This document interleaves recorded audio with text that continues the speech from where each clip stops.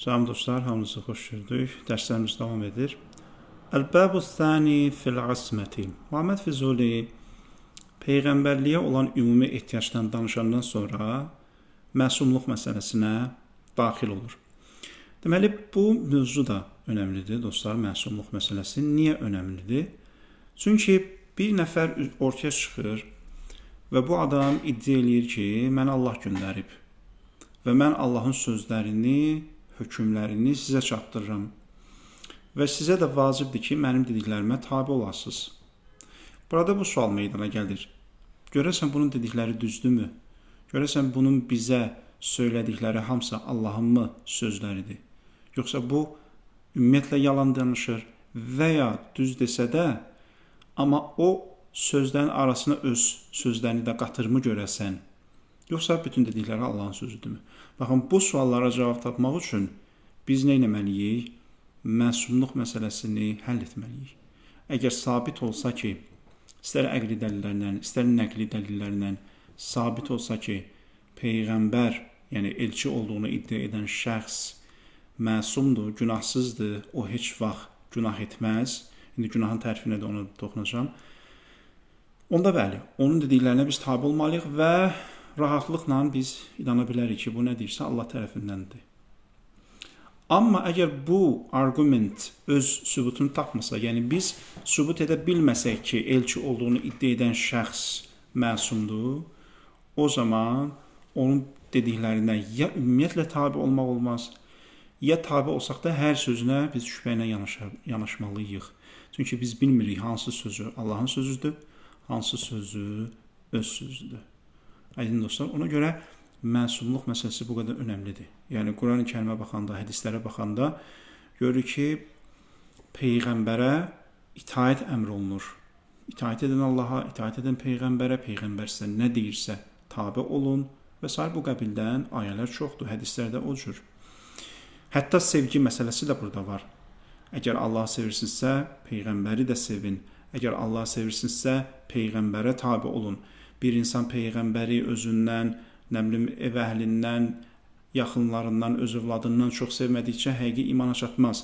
Bir insan Peyğəmbərin verdiyi hökmlərə qeyd şərtsiz tabi olmadan həqiqi imanın ləzzətini da bilməz və s. bu qəbildən olan sözlər hamısı nəyə göstərir? İtaətin əhəmiyyətini göstərir. Amma insan könül rahatlığı ilə itaət etmək üçün ilk növbədə bunu sübuta yetirməlidir ki, qarşındakı şəxsin dediyi hər bir söz Allahın sözüdür. Orada bəşərə aid, insana aid heç bir söz yoxdur. Aydındır, ona görə burada biz nə etməliyik? Birinci, ismət, məsumluq məsələsini müzakirə etməliyik, sübuta yetirməliyik. Əks təqdirdə bu dediyim problemlər yaranacaq. Məsumluq nədir? İsmət nədir? Məsumluq, yəni günah etməmək. Yəni, bu sadə tərifdir. Məsumluq, yəni günah etməmək. İndi, günah nədir? Məsələ burasındadır. Günah nədir? Çünki bu tərif önəmlidir. Buna iki cür tərif verə bilərik. Bir budur ki, günah ümumiyyətlə Allahın hökmlərinə qarşı çıxmamaqdır. Günah, yəni ümumiyyətlə Allahın hökmlərinə qarşı çıxmamaqdır. Baxın, bu tərifdə artıq bilərəkdən, bilməyərəkdən qeydi yer almır. Yəni, günah odur ki, Allahın hökmlərinə qarşı çıxmayasan. Əgər Allahın hökmünə qarşı çıxdınsa, günah edibsən. İstər bunu bilərəkdən et, istər bilməyərəkdən et. İstər qəsdən et, istər səhvən et, fərqi yoxdur. Sən Allahın hökmünə qarşı çıxıbsansa, günah etmirsən. Bu bir tərifdir. İkinci tərif budur ki, günah budur ki, Allahın hökmünə qəsdən qarşı çıxasan, qəsdən. Burada nə var? Burada bu var ki, əgər mən bilərəkdən günah edirəmsə, bilərəkdən Allahın hökmünə qarşı çıxıramsa, bəli, burada günah edirəm. Amma əgər bilməyərəkdən nəsə səhvə yol verirəmsə, əgər bilməyərəkdən Allahın hökmünü etmirəmsə, ona qarşı çıxıramsa, burada günah yoxdur. Niyə? Çünki burada fərqindəlik yoxdur. Deməli, ikinci tərifə əsasən günahda fərqindəlik şərtdir. Yəni, sən bilirsən ki, qarşı çıxırsan, ona görə günah edirsən. Amma bilmirsənsə, onda günah etmiş saymırsan. Fərz edin, tutalım, bir sudur, o suyun içərisinə alkoqol qatıblar. Düzdür, dostlar. Burada günahı dediyim o təriflərə əsasən iki cür təsvir edə bilərik. Birinci versiya budur ki, mən bilirəm ki, orada alkoqol var. Ona görə içmirəm. Aydındır. içmirəm. Bilirəm, içmirəm. Burada mən günahdan uzaq durdum və günaha düşmədim. Amma əgər bildiyim halda içirəmsə, onda günah etmiş sayılıram. Tərifin birinə əsasən belə idi. Fərqindəlik var axı burada. Mən bilirəm və bilə-bilə etdiyim üçün günah daşıyıram. Amma əgər bilməsəm və içsəm, orada günah daşımıram. Niyə? Çünki bilmədən etmişəm, qəsdən etməmişəm. Amma digər tərif nə deyirdi? Digər tərif deyirdi ki, əgər sən onu içsən, hətta bilməsən də, yenə günaha düşmüsən. Niyə? Çünki günahda bilmək, xəbərdar olmaq şərt deyil. Aydındır? Deməli, tərifləri biz iki qismə ayırdıq. Günah barədə verilən tərifi iki qismə ayırdıq. Birinci tərif deyir ki, əsas odur ki, sən hökmə qarşı çıxırsan, Allahın hökmünə qarşı çıxırsan. Bildin, bilmədin məni maraqlandırmır. Mən baxıram, sən etmisənsə, onu qəsdən etmisən, bilməmsən, səhvən, yuxulu olmusan və s. və ilaxır, məni maraqlandırmır. Etmisənmi? Vəssalam. Günah etmisən. Amma o biri tərif nədir? O biri tərif deyir, xeyr, sən o işi görmüsənsə, mən birinci səndən soruşacağam ki, sən onu bilərəkdən etmisən, yoxsa bilməyəkdən etmisən. Əgər bilərəkdən etmisənsə, günah etmisən. Əgər bilməyəkdən etmisənsə, yəni xəbərin olmayıbsa, onda günah etməmisən. Aydın dostlar, baxın, bu təriflər və bu tərif, hansı tərifi seçməyimiz məsələyə nə edir? Təsir göstərir. Çünki Quran ayələrinə baxanda, məsələn, bəzi ayələrdə biz görürük ki, Allah Peyğəmbəri qınayır. Niyə bunu belələdin, niyə onu elədin və s. Bir dəstə gəlir, deyir ki, bu onu göstərir ki, Peyğəmbər günah edibdir. Peyğəmbər mütləq məsum deyil. Amma bir dəstə gəlir, deyir ki, xeyr, Peyğəmbər burada günah eləməyibdir. Niyə? Çünki bu ümumiyyətlə günahın tərifinə daxil deyil. Günah nədir? Günah odur ki, sən bir işi bilərəkdən eləyirsən. Günah nədir? Günah insanı Allahdan uzaqlaşdıran əməldir. Amma sən o işi bilərəkdən etmirsənsə, sən nəticədə Allahdan uzaqlaşmış sayılmırsan. Çünki burada bir növ ixtiyarı ilə iş görməmisən. Xülasə, bu günahın tərifi barədə qısa bir qeyd idi. Füzuli buyurur ki, ən-nübuvvə təqtədi əl-ismə. Peyğəmbərlik məsumluğu zəruridir. Nəyə görə? Çünki burada itaət məsələsi var. İtaətin olması üçün məsumluq olmalıdır. Əks təqdirdə itaət olmayacaq. İtaət olmayan yerdə də xaos olacaq. Elçi olduğunu iddia edən şəxs bir söz deyəcək, o birisi deyəcək ki, mənə məlum deyil, sən bu sözü özündən deyirsən, Allahdan deyirsən, bura sən öz sözlərini qatmısan, qatmamışsan, mənə məlum deyil, ona görə burada itaət də gerçəkləşməyəcək. İndi, müsəlman alimlərinin bu barədə fikirləri nədir? Füzuli bunları qeyd edir. Buyurur ki, فَمِنَ النَّاسِ مَنْ جَوَّزَ الصَّغَائِرَ عَلَى الْأَنْبِيَاءِ إِلَّا فِي أَدَاءِ الرِّسَالَةِ. Bəziləri gəlib deyiblər ki, peyğəmbərlər də kiçik günah, baxın, kiçik günahlar edə bilər, böyük yox. Kiçik günahlar edə bilər, amma fi ədə-i risalə, risaləti çatdıran vaxt olmaz. Yəni, risaləti çatdıran vaxtlar istisna, peyğəmbər qalan vaxtlarda bəli, kiçik günahlar edə bilər. Amma risaləti çatdıran vaxtlarda dini hökmləri, Quran ayələrini insanlara çatdıran vaxt, peyğəmbər səhv etməz, peyğəmbər günah etməz. Çünki Quranın təhrifdən amanda olmasının zəmanəti məhz o hökmləri çatdıran vaxt peyğəmbərin məsum, günahsız olmasıdır. Ona görə bu dəstə nədir? Bu dəstə deyir ki, risaləti çatdıran vaxt peyğəmbər qorunur, xüsusi qorunur. Əgər səhv də eləsə, Allah dərhal Cəbrail vasitəsilə müdaxilədir. Çünki orada səhvə yol vermək olmaz. Orada səhvə yol versə, o zaman din təhrif olacaq. وَبَعْدُهُمْ إِلَّا عِنْدَ الدَّعْوَةِ. Yəni, وَجَوَّزَ بَعْدُهُمْ. Bəziləri də deyiblər ki, bəli, peyğəmbər kiçik günahlar edə bilər, amma dəvət istisna, yəni insanları dinə çağırarkən, dinə dəvət edərkən həmin vaxt istisna orada qorunur. Bundan birinci demək olar ki, elə də çox fərq yoxdur. Yəni, istər risaləti təbliğ olsun, istər dəvət olsun, bunlar demək olar ki, eyni şeylərdir. وَبَعْدُهُمْ الْكَبِيرَ قَبْلَ الْبَعْثِ. Bəziləri deyiblər ki, peyğəmbər Beysətdən qabaq, yəni peyğəmbər olmamışdan qabaq, hətta böyük günah da etmiş ola bilər. Amma elə ki, peyğəmbər seçildi, ondan sonra artıq o böyük günah etməyəcək. Bu da bir rəydir. وَبَعْدُهُمْ الصَّغَائِرْ أَوَّلًا وَآخِرًا. Bəziləri deyiblər ki, istər peyğəmbərlikdən qabaq olsun, istər peyğəmbərlikdən sonra olsun, fərq eləmir. Peyğəmbərlər kiçik günahlar edə bilərlər. Yəni, bunların nəzərinə görə peyğəmbər də bir insandır, bir bəşərdir. onun o bəşər olmasının nəticəsi, təbii nəticəsi budur ki, onlar da kiçik günahlar edirlər. Bəli, böyük günahlar etmirlər. Çünki böyük günahlar onları insanların yanında, insanların gözündən sala bilər, hörmətdən sala bilər insanların yanında.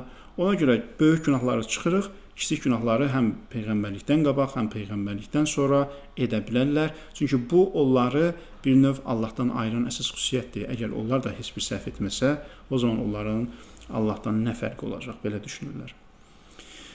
Aha, indi bunların argumenti nədir? Fətəməssəkə mən mənə'əl ismətə minhum bivucuh. Məsumluğu mütləq şəkildə inkar edənlərin isnad etdiyi dəlillər bunlardır. 1. Əl-əvvəl sarihut tənzil. Quranın bəzi aşkar ayələri. Kəqavlihi və asa Ədəm. Adəm üsyan elədi, yəni günah elədi. Bir ayədir. Və vəcədəkə dallən fəhədə. Digər bir ayə səni zəlalətdə yoluna asmış şəkildə tapdı və doğru yola yönəltdi. Və qeyruhu minəl əyət əddəlləti sarihən və bu kimi digər sərih, yəni məzmunu açıq-aşkar olan ayələr. Deməli, bəzilərini iniblər, Qurana isnad ediblər ki, Quran özü deyir ki, Peyğəmbər də nə edə bilər? Günah edə bilər, Peyğəmbər də səhv edə bilər, Peyğəmbər də xəta edə bilər. Yəni, Quran-ı Kərim Allahın sözü deyil, bəli. Allah özü əgər desə ki, tutalım, mənim göndərdiyim elçi də hərdən səhv edə bilər. O zaman biz nə edə bilərik, nə deyə bilərik bunun qabağında? Yəni, Peyğəmbəri Allahdan yaxşı kim tanıya bilər? Qarşı tərəfin, yəni, bu fikirdə olanların rəyi budur ki, Allah əgər özü deyirsə ki, Peyğəmbər də bəzən günah edə bilər və salam, məsələ bitdi. Çünki Allahın sözü, belə deyim də, müzakirə oluna bilməz. Allahın hökmü müzakirə oluna bilməz. Əsas odur, biz məzmunu düzgün başa düşək. Əgər bu ayələr açıq-aşkar dəlalət edirsə ki, Peyğəmbər günah edir, o zaman müzakirə bitdi və salam. Yəni, burada artıq əlavə bir söz deməyə ehtiyac yoxdur. Bu birinci dəlildir. Əs-sani, ənəl ismətə xassətun təmnə'u sahibəhə anil fucur. İkinci dəlilləri budur ki, İsmət məsumluq bir xüsusiyyətdir ki, sahibini günahdan qoruyur. Fəyəlzəmu alə təqdiri vuku'iha. Əgər belə bir şey varsa, belə bir şey gerçəkləşirsə, o zaman ədəm istiqlaq et-savab fi tərkil məsiyə. O zaman günahı tərk etməkdə heç bir savab olmayacaq. Niyə? Çünki məsumluq elə bir xüsusiyyətdir ki, o məni qoruyur. Bir növ dəbilqədir, zirehdir. Məni qoruyur ki, günah mənə tərəf yaxın düşməsin. Və bu, İstənilən bir şəxsə verilsə, onu da nə edəcək? Günahdan qoruyacaq, onu da xətadan qoruyacaq. Yəni, burada Peyğəmbər olmağın və ya şəxs olaraq həmin şəxsin xüsusi bir əhəmiyyəti qalmır. Çünki o xüsusiyyət istənilən şəxsə verilsə, o da Peyğəmbər kimi məsum olacaq, o da günah etməyəcək və s. Yəni, məsumluğu mütləq şəkildə inkar edənlərin ikinci argumenti budur ki, məsumluq insanı günahdan qoruyan bir xüsusiyyətdir. O, insanın özündən asılı olan bir xüsusiyyət deyil ki, burada nə olsun, onun üçün bir savab olsun. Bunu istənilən bir şəxsə versəz, onu qoruyacaq. Halbuki, indi bunlar buradan hansı nəticəyə gəlmək istəyirlər? Halbuki, onlar deyir ki, bizim düşüncəmizə görə məsumluq, burada nə var? Fəzilət var, fəzilət olmalıdır. Və bu fəzilət o zaman olar ki, o insan ixtiyarında olan bir şey olsun. Yəni, insan onu kəsb eləsin öz ixtiyarı ilə. Və insanın öz ixtiyarı ilə kəsb elədiyi şey də elə bir şeydir ki, elə bir məqamdır ki, o insanı heç vaxt mütləq şəkildə səhvdən qoruya bilməz. İddiaları budur. Bu ikinci argumentidir. Əs-səlis qavluhu ənə bəşərun mislukum. Yenə Quran ayələrinə isnad edirlər. Quran-ı Kərimdə bir şeydə Allah Teala Peyğəmbərin şəxsiyyəti barədə buyurur ki, Peyğəmbər deyir ki, ənə bəşərun mislukum, mən sizin kimi bir bəşərəm. Ləənnəl bəşər ləm yəxlu anil məsiyə. Bəşər olmağın mənası nədir? Bəşər olmaq budur ki, o səhvsiz deyil. Bəşər olmağın mənası budur. O, səhv edə bilər. Əgər Peyğəmbər də bəşərdirsə, o zaman o da səhv edə bilər. Və illə ləm yətəməyyəz minəl mələikə, ləm yətəməyyəz minəl mələikə. Əks təqdirdə, onlarla mələklər arasında heç bir fərq qalmazdı.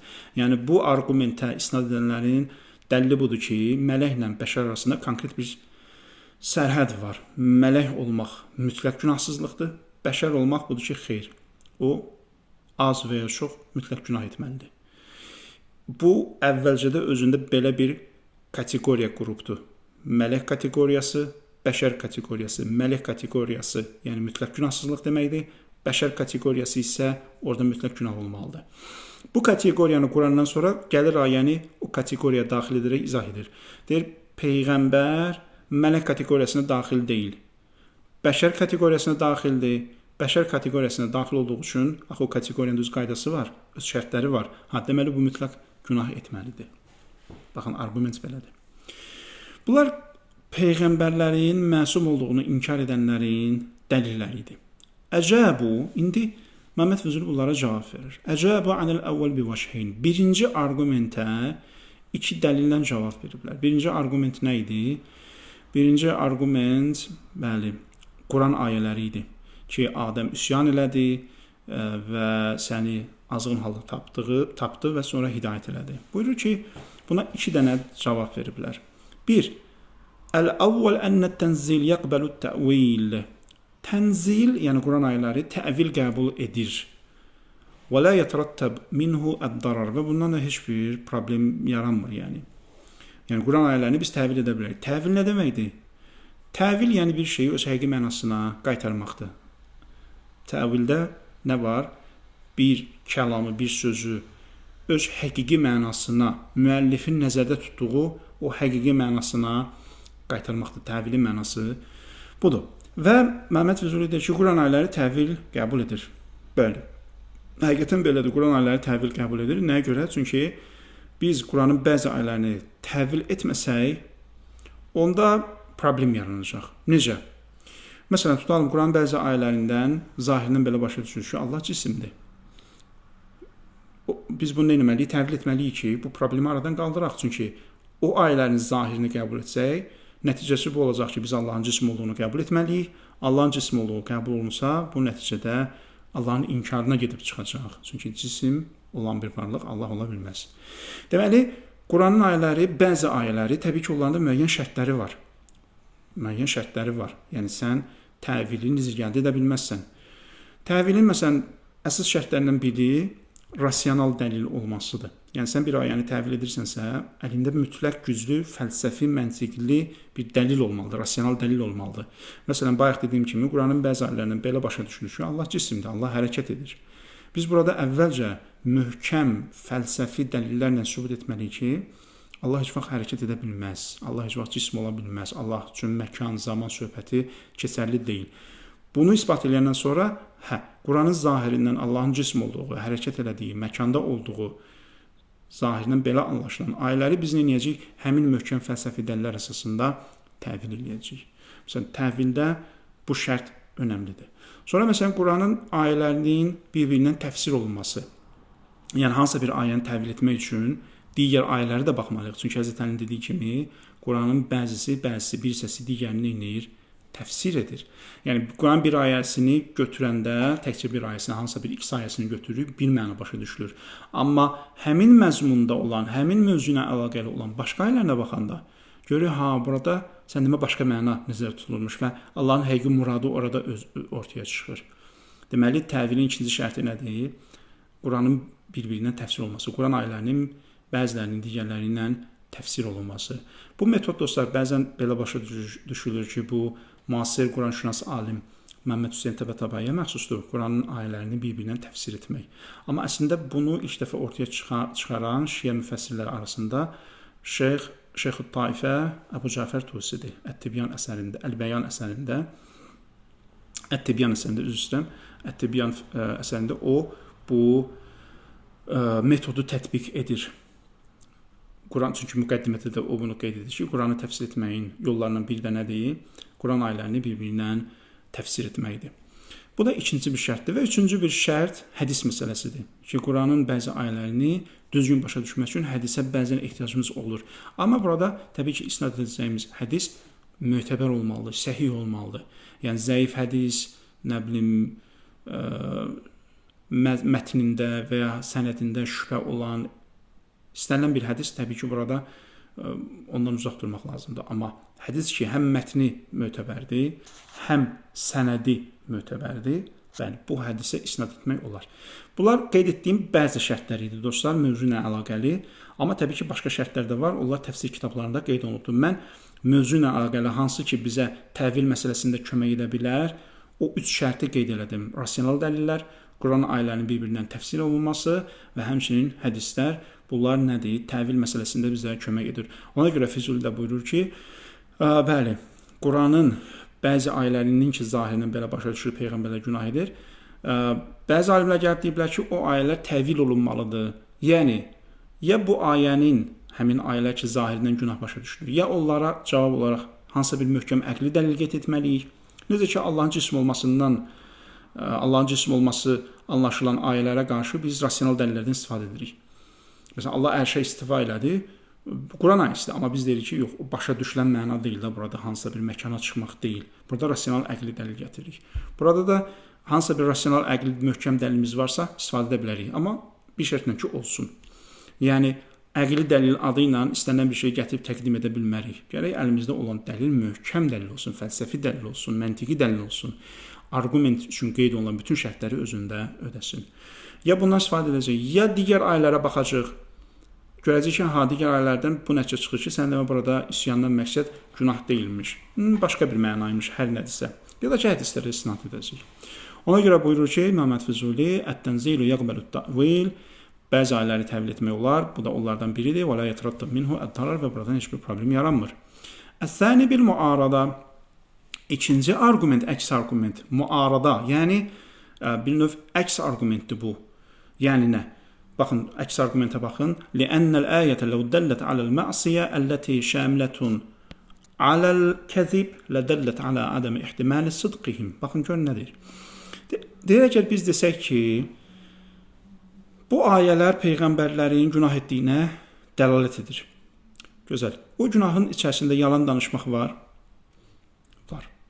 Belə olan təqdirdə həmin ayələr günaha da şamil olacaq. Baxın dostlar, burada çox incə bir argumentə toxunur, incə bir dəllə toxunur. Deyir, əgər biz desək peyğəmbərlər günah edə bilər, birinci müqəddimə. İkinci müqəddimə, o günahın içərisində yalan danışmaq var. Əgər desək yoxdur, sən bunu hardan çıxarmısan, bu istisnanı hardan çıxarmısan ki, günahın içərisində yalan danışma yoxdur. Əgər desək bəli var, çünki yalan danışmaq da günahdır, dolayısıyla günah etmək yalana da şamil olur. Belə olan təqdirdə biz nə edəcəyik? Lədəllət alə adəmə ehtimali sıdqihim. O zaman bu ehtimalı verəcək ki, ola bilər peyğəmbər yalan danışsın. Yəni dediklərin olsun, səhv olsun, doğru olmasın. Baxın, görün hardan hara gəldi. Deyir, əgər biz desək ki, peyğəmbər günah edə bilər, o günahın nümunələrindən biri də yalan danışmaqdır. Belə olan təqdirdə biz peyğəmbərin Allah adından söylədiklərini hardan biləcək ki, yalan danışmır. Deməli, biz gərək o günahı mütləq şəkildə peyğəmbərdən uzaq edək ki, o yalan ehtimalı da olmasın, ortaya gəlməsin. Baxın, Füzulinin argumenti budur. Və möhtəşəmdir. Və anis-sani, indi ikinci irada dəlilləri nədir? Ona da bir vəchheyni, iki dənə dəlil gətiriblər. Bir, əl-əvvəl ənəl-ma'siyyə, ənəl-ismətə وَلَوْ مَنَعَتْ عَنْ صَاحِبِهَا الْفُجُورِ لَيْسَتْ بِسَالِبَةِ الْاِخْتِيَارِ Günahsızlıq, yəni məsumluq, əgər öz sahibini günahdan qoruyursa, bu o demək deyil ki, لَيْسَتْ بِسَالِبَةِ, bu o demək deyil ki, onun ixtiyarını əlindən alır. Yəni, isməti, məsumluğu iki cür təsəvvür edə bilərik. Bir budur ki, bu bir xüsusiyyətdir ki, insana verilir və o tamamilə ixtiyarı əlindən alır. Yəni bir robot kimidir. Ona nə proqram qoşursan, onu da edir. Yəni məsumluq sanki bir insanı robotlaşdırmaqdır. Ona bir proqram yazırsan, o proqramdan əməl edir. Belə deyil. Məsumluq sadəcə bir xüsusiyyətdir. Eynilə elm kimi. Necə ki, insan elmə sahib olanda öz həyatını tənzimləyir, öz davranışlarını tənzimləyir, tutalım bir insan həkimdir, yaxşı həkimdir. O yemək içməyini tənzimləyir. Niyə? Savadı onu belə deyək, təhrik edir ki, o yemək içməyinə, qida rasionuna fikir versin. O demək deyil ki, o bilik ona verdisə, o robota çevrildi. Xeyr, o bilik sadəcə olaraq ona kömək edir ki, o həyatını düzgün istiqamətdə tənzimləsin. Bunun ki, məsumluq da bu cürdür. Məsumluq insanı robota çevirmir.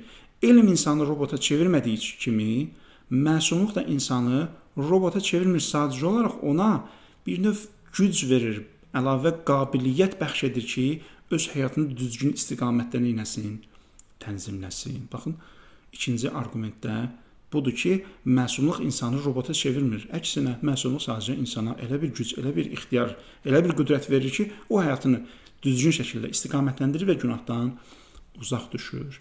لما لا يجوز أن يكون الفاعل مختارا في الكمية والكيفية والنوعية والتأخر التي هي متعلقة بالإبادة لا بين الطاعة والمعصية. Nəyə görə mümkün olmasın ki, fail, yəni insan, peyğəmbər məsələn, muxtaran azad olsun fil kəmmiyyəti, etdiyi ibadətin kəmiyyətində, yəni nə qədər qılacaq, nə qədər qılmayacaq, nə qədər oruç tutacaq, nə qədər oruç tutmayacaq, nə qədər namaz qılacaq, nə qədər namaz qılmayacaq və ya ibadətlərin kəmiyyətindən, yəni nə qədər ibadət edəcək, nə qədər etməyəcək. Bu ixtiyar sahibidir burada. Vəl keyfiyyəti və o ibadətin necə yerinə yetirəcək onda. Vəl nəv'iyyəti və hansı növ ibadəti yerinə yetirəcək. Və təəxxur o ibadəti vaxtında edəcək, vaxtından gecikdirəcək və s. Əlləti mutaalliqatun bil ibadə ki, bunların hamısı istər kəmiyyət olsun, istər keyfiyyət olsun, istər növ olsun, istər təəxxür, yəni gec və ya tez. Bunlar hamısı ibadətlə əlaqəli, düzdür? Bunların hamısında insan muxtardır, faildir, faili muxtardır. Yəni, nəyi, necə, hansı səviyyədə, nə vaxt edəcəyini özü qərar verir. Burada heç bir məcburiyyət yoxdur. Lə beynə taati vəl məsiyə. Bəli, baxın, insana ixtiyar harada gəlir? Bunlarda gəlir. Nəinki itaət və məsiyyət arasında. Aydındır? Əgər biz desək ki, insan bu məsələlərdə ixtiyar sahibidir, amma etmir. Yəni, sualım, az da qıla bilər, amma çox qılır. Zəif də yerinə yetirə bilər, amma güclü şəkildə yerinə yetirir. Vaxtından gec də qıla bilər, amma vaxtında qılır namaz məsələn. Bu, bunda ixtiyar sahibidir. Nəinki bu, itaətlə məsiyyət arasında bir növ məcburiyyətdə qalıbdır. Xeyr, heç bir məcburiyyətdə də qalmayıbdır. O, itaətlə məsiyyət arasında heç bir özündən, ixtiyarından kənar bir şey tərəfindən məcbur edilmir. O, ixtiyar sahibidir, amma digər məsələlərdə özü qərar verir ki, bunu necə yerinə yetirəcək. والثاني أن الفجور أفعال يترتب عليها العقاب وعدم الفجور ليس بشيء ثابت. İkinci dəlil budur ki, fücur yəni günah يترتب عليها العقاب. Elə işlərdir ki, oradan cəza meydana gəlir. Yəni əf'alun bu günahlar bir sıra işlərdir ki, onu edənlər cəzalanacaq. Və adamul fucur leysə bir şeyin sabit. Amma günahdan uzaq düşmək bu bir şey deyil. Niyə? Çünki günah etmək feildir. Sən bir iş görürsən. Günah etməmək sadəcə tərkdir. Orada sən nəsə etmirsən. Füzuli belə deyir. Ona görə o bir şey deyil ki, ona nə verilsin? Bir mükafat verilsin. Fəhvə bəqa'un nəfs alə halihi. Burada sadəcə olaraq öz halında qalmaq var. Məsələn, insan günaha yaxın durmursa, bu günaha yaxın durmamaq üçün hərəkətə keçmir. Sadəcə öz halında qalır. Baxın, sadəcə öz halında qalır. Bu öz halında qalma bir iş görmək deyil ki, ona nə verilsin? Mükafat verilsin. Çünki mükafat üçün iş görmək lazımdır. Vəl-ə'məlu təstəhiqqus savab. Yalnız əməllər nədir? Savaba layiqdir. İndi Füzulinin bu argumenti cavab qismində qeyd edir o biri argumentlərə. Amma bu əslində cavab deyil. Bu əslində onları təsdiqləyir. Niyə? Çünki orada nə demişdi? Orada demişdi ki, məsumluq yəni bir iş deyil ki, ona əgər məsumluq insanı məcbur edirsə ki, o günahdan uzaq düşsün, buna savab düşmür ki. Burada da Füzuli sanki onu deyir ki, yəni məsumluq tərk etməkdirsə, tərkə savab düşmür. Yəni orada da deyir savab düşmür, burada da deyir savab düşmür. Bu sanki bu argument tam dəqiq argument deyil. Bu da ikinci argument idi. İnşallah üçüncü argumenti növbət dərsdə qeyd edirəm. Bu dəfə vaxt çox getdi. Belə dostlar, inşallah növbət dərsdə görüşənədək hələlik.